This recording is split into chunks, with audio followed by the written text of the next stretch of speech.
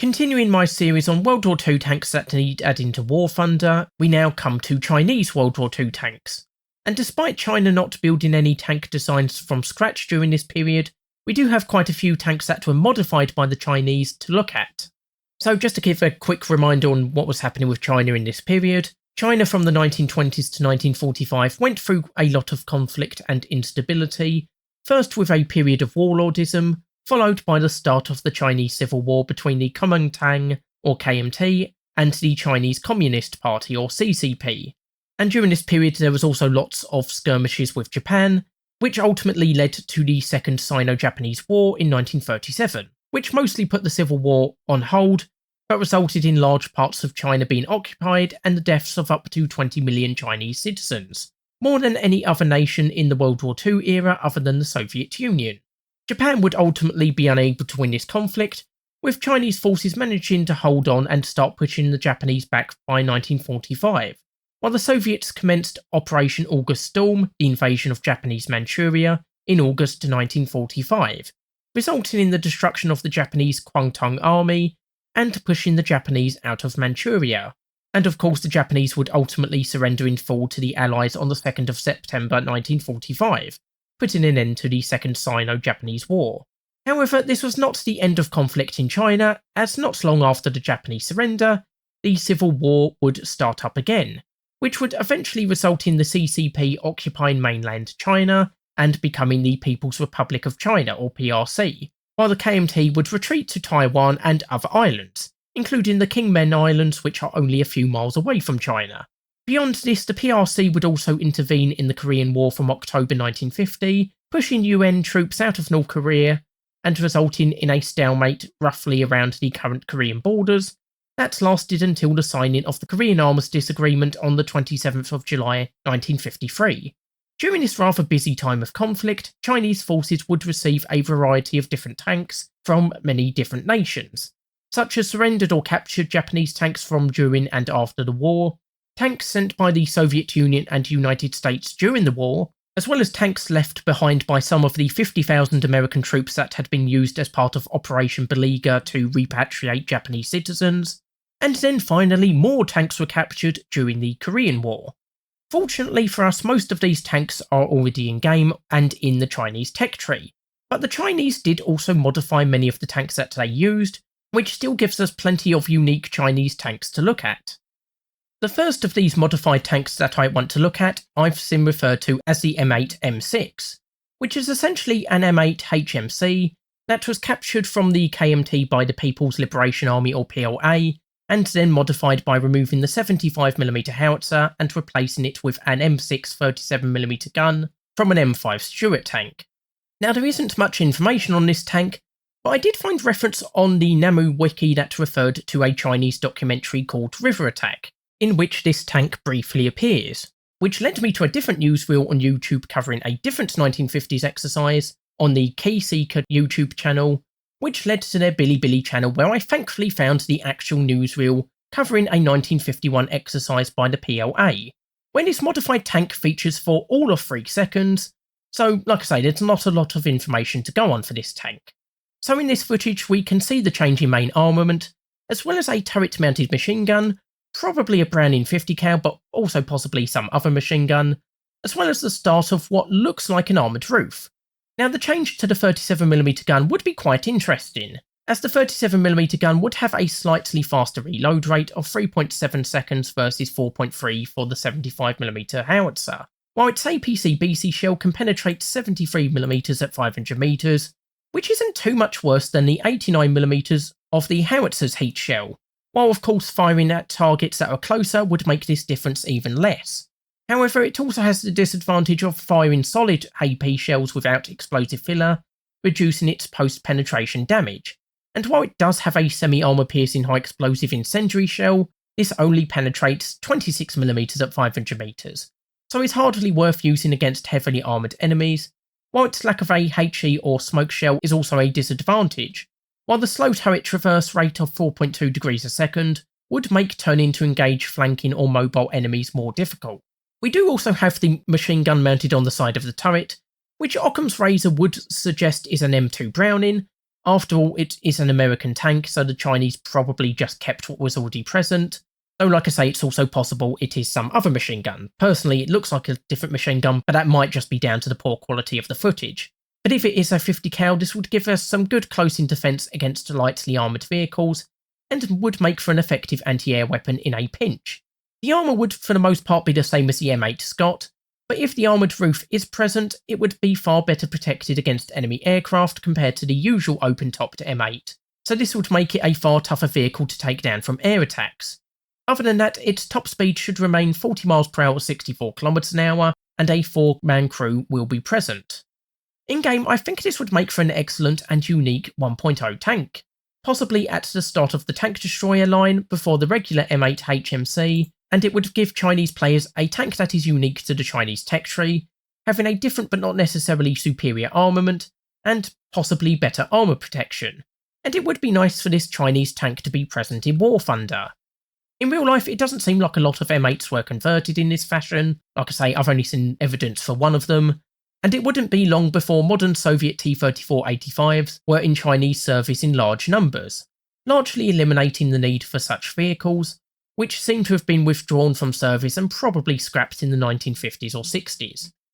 Another modified tank that might be a bit contentious for add-in is this captured M4A2 that also appears to have had its armament altered. Now you might be wondering where this tank came from, because M4A2s were not supplied to the KMT, at least officially, and this seems to have in fact been a part of the United States Marine Corps' 1st Tank Battalion, who were stationed in China from October 1945 to May 1947 as part of Operation Beleaguer, to repatriate the many Japanese who still resided in China. While there, the Chinese Civil War would of course restart, and while they weren't there to fight the communists or other groups, while escorting convoys from Tianjin to US forces in Beijing, there would be numerous skirmishes and ambushes against American troops. So these tanks did see combat in China. Most of the 1st TB would be relocated to Guam in January 1947, and their camp and any remaining M4A2s were subsequently handed over to the KMT, as the 1st TB was now switching over to the M4A3-105.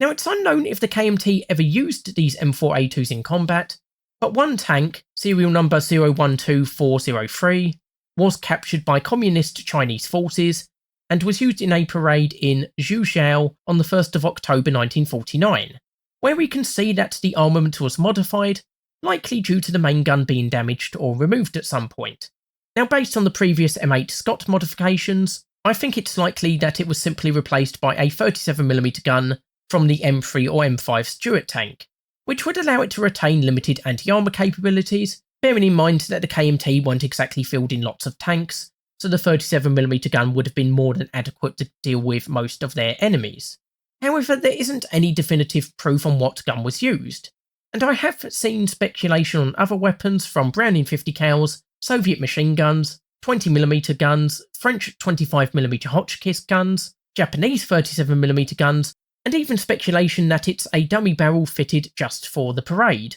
or even a real barrel without the rest of the gun. Though I do somewhat doubt the dummy arguments, as I can't see the now PRC wasting valuable medium tanks that might still have a use. Plus, if you were going to put a dummy barrel on it, you would have thought they'd have put something that kind of resembled the original barrel, because at the moment it looks rather comical with the undersized gun on the rather large Sherman tank. And indeed, because this tank still exists to this day, it does appear that somebody did put a 76mm barrel on it after the Korean War, though that has since been removed and its current configuration is just without a barrel at all. Assuming this M4A2 was added with the 37mm gun, it would also be somewhat difficult to balance, as it has a gun that is more suited for use in the lower tiers, but with armour that would make it highly resistant to most enemy guns in the lower tiers. I would maybe suggest adding it at 2.7 to 3.0, making it act a little bit like an early jumbo Sherman, being almost invulnerable to the front but easy pickings from flanking attacks, while also being limited by its small caliber main gun. Honestly, I could see it not being added at all due to how little information is available, but it would be interesting to see this tank in game. Lastly, for the American tanks, I have seen a modified M3A3 that uses the suspension from the Soviet Su-76, but from what I understand this was a post-war mock-up that was never actually used by the PLA, so couldn't be added. Lastly, for modified tanks, we have the Gongchen or Hero tank, which was one of two Japanese Type 97 Chiha Kais that were captured by the PLA towards the end of 1945, and went through a few name changes. First Tank 102, then Old Man Tank, under which guise it fought in the Battle of Jingzhou in 1948, where the actions of its crew earned them commendations and their tank the new name of Gongchen Tank or Heroic Tank. To top things off, the Gongchen tank would lead the victory parade on the 1st of October 1945, which marked the formation of the People's Republic of China, and it would go on to serve for another decade before being retired in 1959, and survives to this day in the Military Museum of the Chinese People's Revolution. Unfortunately, this tank isn't modified as much as the previous tanks, with the main difference being the removal of some armour plates around the engine, which might make it a bit more vulnerable in this area, while its current configuration in the museum shows the fenders being extended to come over the tracks at the front, which might help provide some limited protection for the tracks from small arms fire. I have also seen mention that some Type 97s had their engines replaced by the 500 horsepower Model V2 engine as used on the T-34, but there's nothing concrete on this, and besides it seems doubtful that the Gongchen tank would have received this upgrade anyway. In-game, this would perform almost identically to the Type 97 Chiha Kai, so could be added as an event or premium tank, and while not a groundbreaking vehicle, it would be nice for this rather famous Chinese tank to get some recognition in War Thunder.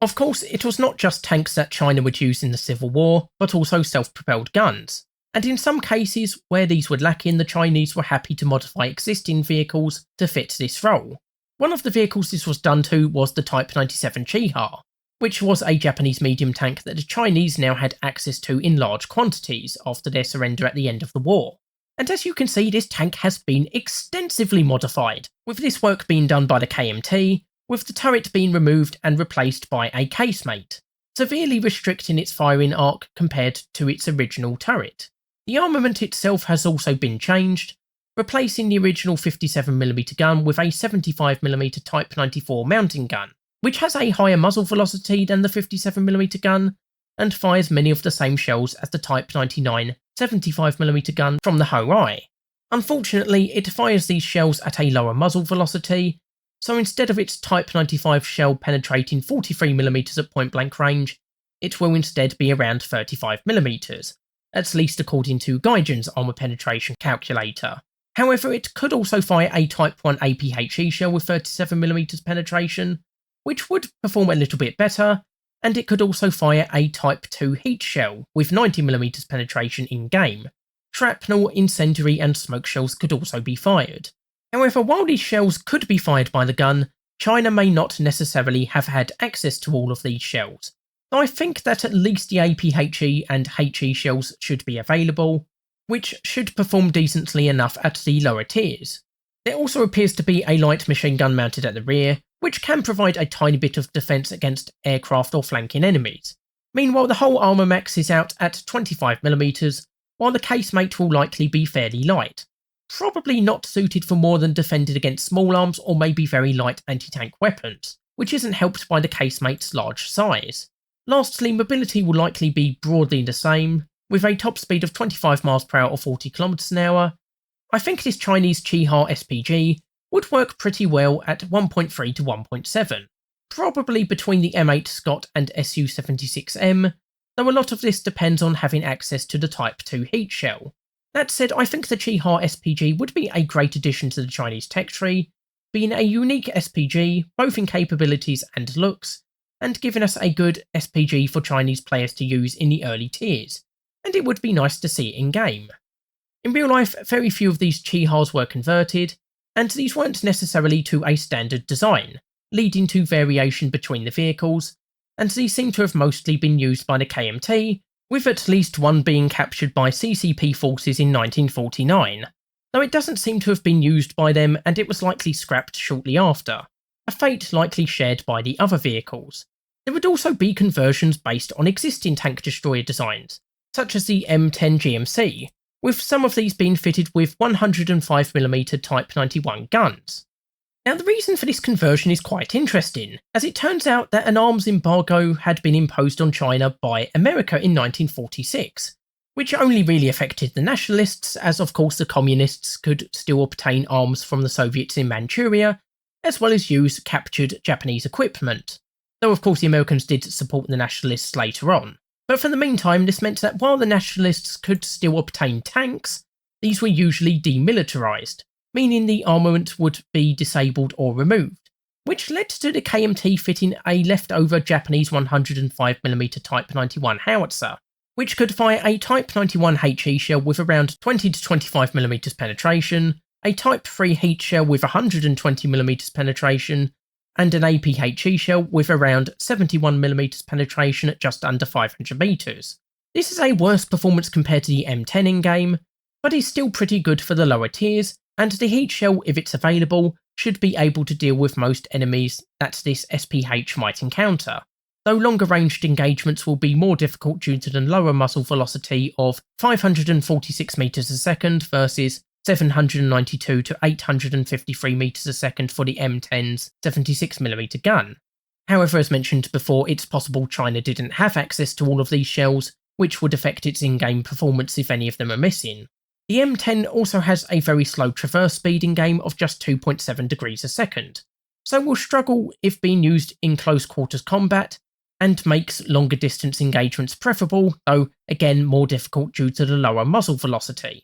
Lastly, a machine gun still seems to be fitted to the roof, though possibly now a 30 cal, which will make it less useful against enemy ground troops or aircraft, while a 30 cal also seems to be fitted to the right side of the hull. Moving on to the armour, you can see that applique armour has been fitted to the roof and turret front, greatly increasing the protection for the crew from air attack, as the turret was previously open-topped, while the frontal applique armour will also provide some additional protection from enemy ground forces, which is always welcome.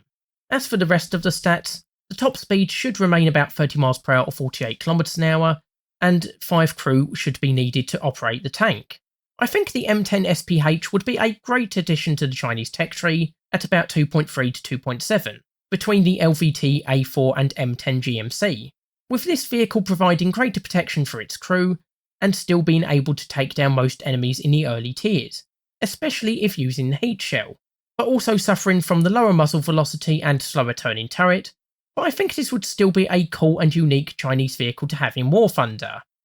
In real life, 17 of these M10s were converted and used in the Civil War, with the majority being taken to Taiwan after the nationalists' retreat from mainland China, where they served for a few more years before being replaced by more modern vehicles. Moving on from the SPG and SPH vehicles, China also used a variety of modified amphibious vehicles, such as the LVT A4 armed with a 57mm ZIS-2 gun that we already have in game. But they also produced a more conventional design armed with the same modified turret from the M8 Scott, armed with a 37mm gun that we looked at earlier. As mentioned earlier, the 37mm gun conversion would have all of the same advantages as on the first tank we looked at, having a faster firing rate and APC-BC shell that only performs slightly worse than the 75mm howitzer's heat shell at ranges under 500 metres, but would be let down by its slow turret rotation, lack of a smoke shell or effective HE shell, and the fact that all of its shells are solid shot, reducing post-penetration damage, but I still think this would be a pretty effective weapon and a good side grade from the 75mm howitzer. The rest of the stats should be broadly the same as the regular LVT A4 and M8 Scott, with a maximum of 12mm of armour for the hull and 38mm for the turret, a top speed of 25 mph or 40 km/h on land, and 6 mph or 9.6 km/h on water, while a 30 or 50 cal on the roof will provide some decent protection against enemy aircraft and soft skin vehicles, and 5 crew will likely be carried. I could see this being added at 1.7 between the M8 HMC and Su-76M, giving us a unique Chinese amphibious tank in the early tiers, and I think this would be a rather cool tank to have in War Thunder. In real life, these conversions were carried out by the PRC with LVTs captured from the KMT, probably with an eye on carrying on the war to Taiwan where the KMT had retreated, though of course this never came to be, but some of these converted LVTs still exist to this day in museums in China. So these LVTs armed with 37mm guns were technically a success, but it was also seen that the 37mm gun might not be powerful enough to deal with tougher targets. So other LVTs were armed with more powerful weapons like the 57mm ZIS-2 that we already have in game, but also with the 76.2mm ZIS-3 as found on the Su-76M.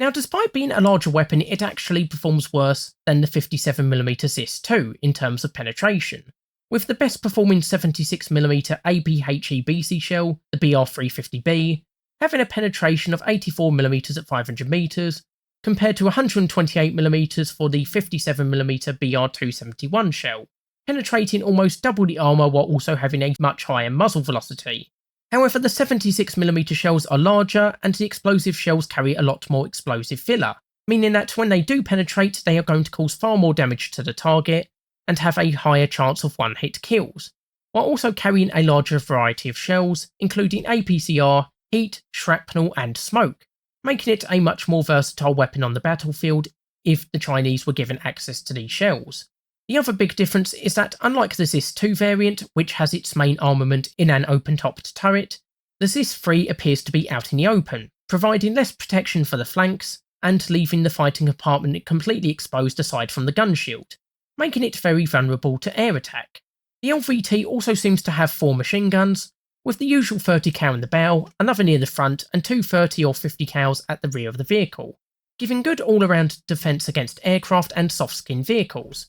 Other than that, its stats should again be broadly the same as the LVT A4, but with a larger crew of 8 to 9 being present from all the extra guns, making this a far tougher enemy to take down via crew losses. In-game, I think this ZIS-3 armed LVT could work at 2.0, maybe folded with the Su-76M, as we have a good vehicle with an effective main gun and a variety of shells, as well as a large number of machine guns and large crew, making this a versatile Chinese vehicle, and it would be very nice to see it added to War Thunder.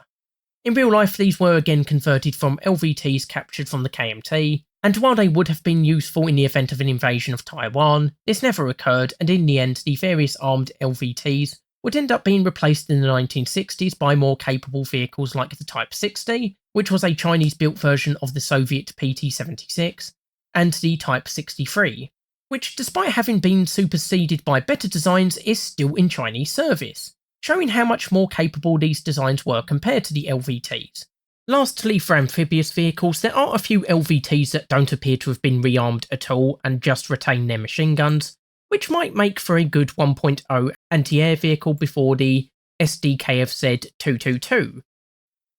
Of course, like many other nations, the PRC was also interested in flamethrower tanks for dealing with bunkers and other fortified positions, which leads us to this Chinese flamethrower tank consisting of 12 TPO-50 flamethrowers mounted either side of a T-34-85. This design seems to have come about after a November 1955 field exercise on the Liaodong Peninsula, where it was found that the T-34-85s in Chinese service were unable to deal with bunkers or other fortifications effectively. At this point, the Soviets actually offered to sell some of their OT-34-85s, these essentially being T-34-85s with a flamethrower mounted in the bow, but the Chinese rejected this and decided to build their own design instead, leading to the T-34-85 TPO-50. With 12 flamethrowers, you might expect this to be absolutely insane in destructive potential, and technically it would if you fired all of them at once. But unfortunately, there is only enough fuel for each flamethrower for just a few seconds of firing,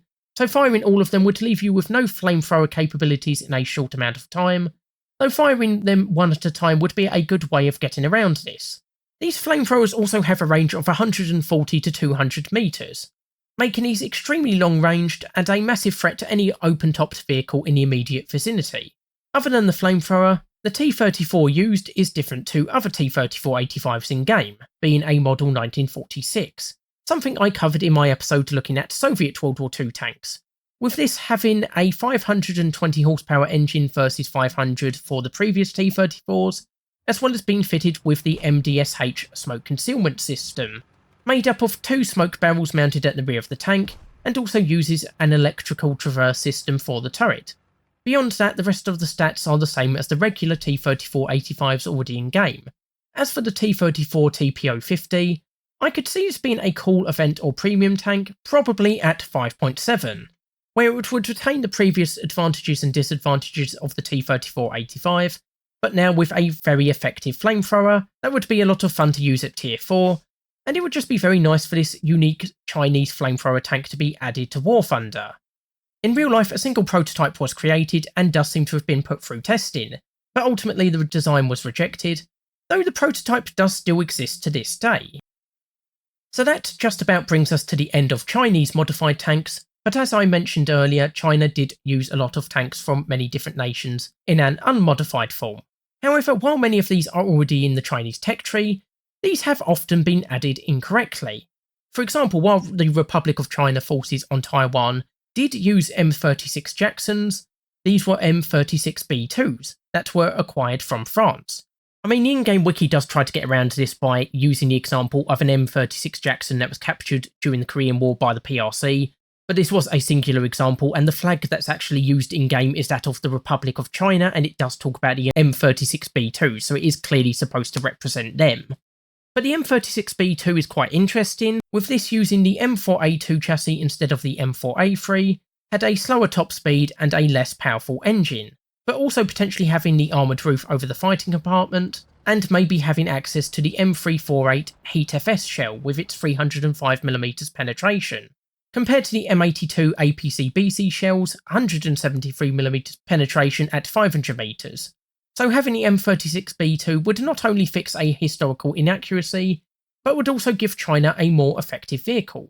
Then there is the T-34 Model 1943, which has its own set of problems, namely that while many T-34-85s were sold to China, T-34-76s were not. Now, many were sold to North Korea, and it is possible that some might have been repaired in China, but it was never used by China. Though since some exist in museums in China, it is technically possible some were gifted by North Korea or acquired by other means. But if we're adding tanks that are only housed in museums, then pretty much any nation could use any vehicle if Gaijin so wished. Aside from that problem, if this was intended to be a late production T-34-76, it should also likely have a commander's cupola. Though honestly, it would just be as easy to change the designation of the tank at this point, since it's not really based on any factual vehicle in Chinese service.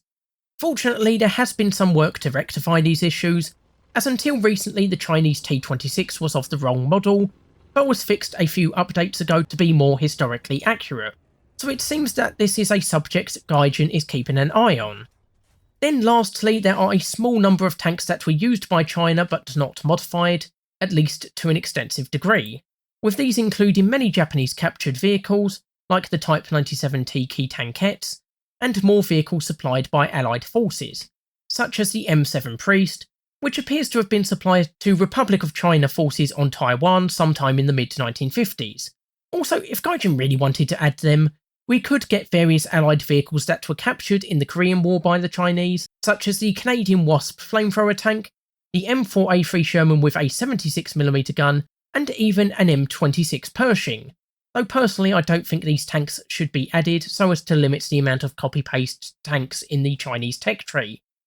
So that's it for this episode looking at Chinese World War II tanks, and I'd be interested in your thoughts on these vehicles in the comments below. For the next episode, the plan is to look at Israeli World War II tanks that were used in the early part of that nation's history, then maybe a quick return to the Hungarians, who have had a sub-tree added since I last looked at them, but still have many of their tanks missing. But then I will definitely start looking at German tank destroyers and assault guns, as well as other nations for which I have missed their tank destroyers, so hopefully you'll join me for that. Anyway, I hope you've enjoyed the video, hopefully you'll join me for the next one. I've been Toreno and I'll see you next time.